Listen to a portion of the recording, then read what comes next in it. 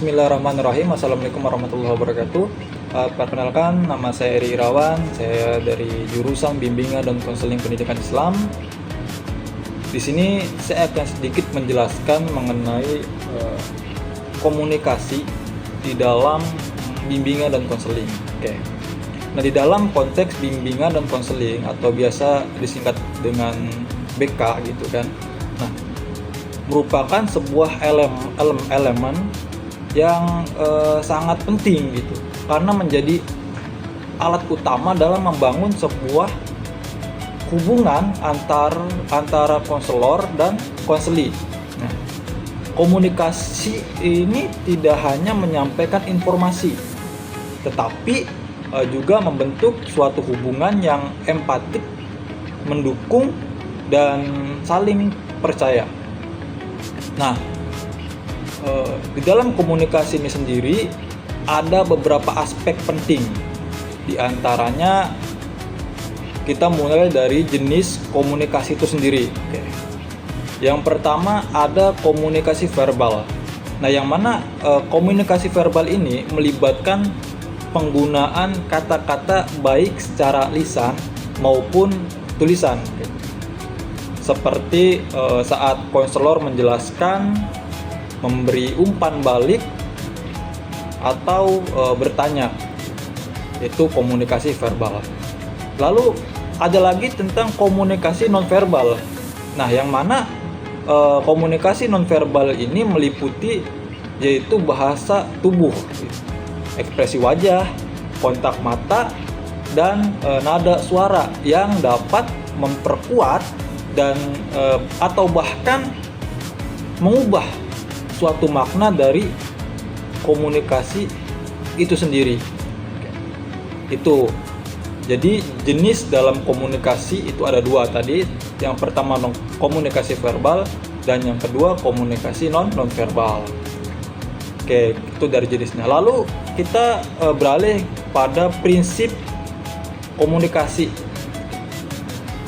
Nah, dalam prinsip komunikasi yang tentunya efektif itu ada beberapa elemen seperti empati.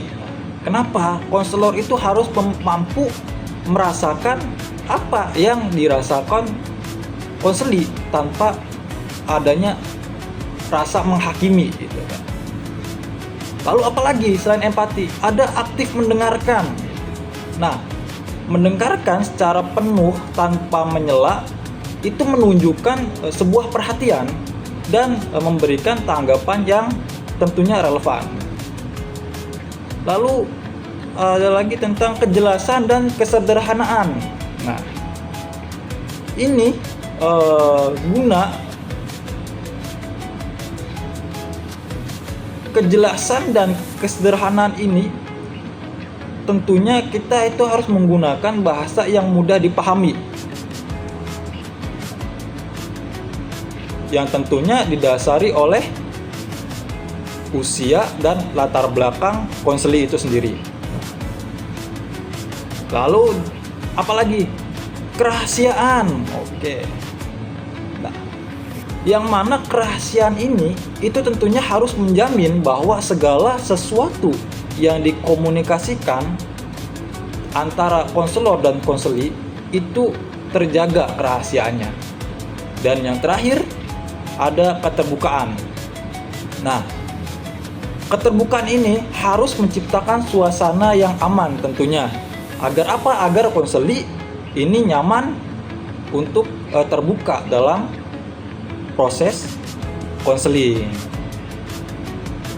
Jadi kita kembali lagi kepada prinsip komunikasi itu apa aja? Yang pertama apa? Empati. Lalu yang kedua ada aktif mendengarkan. Lalu kejelasan dan kesederhanaan. Lalu kerahasiaan dan keterbukaan. Oke, itu prinsip komunikasi. Lalu kita beralih pada fungsi komunikasi. Oke. Nah, fungsi komunikasi ini dalam bimbingan dan konseling yang pertama untuk membangun hubungan konseli, lalu menggali permasalahan dan kebutuhan konseli, lalu apalagi memberikan pemahaman dan klarifikasi, lalu mengarahkan dan memotivasi perubahan yang positif. Dan yang terakhir itu untuk memberikan dukungan yang emosional. Itu fungsinya. Lalu ada juga hambatan. Hambatan dalam komunikasi, bimbingan dan konseling. Ini ada diantaranya mengenai perbedaan persepsi, baik antara konselor maupun konseli. Lalu hambatan lainnya seperti kurangnya keterampilan saat mendengarkan. Lalu ada juga hambatan mengenai bahasa yang tidak sesuai konteks, lalu sikap menghakimi atau terlalu menasehati, dan yang terakhir hambatan seperti lingkungan yang tidak kondusif untuk berbicara terbuka. Itu diantaranya.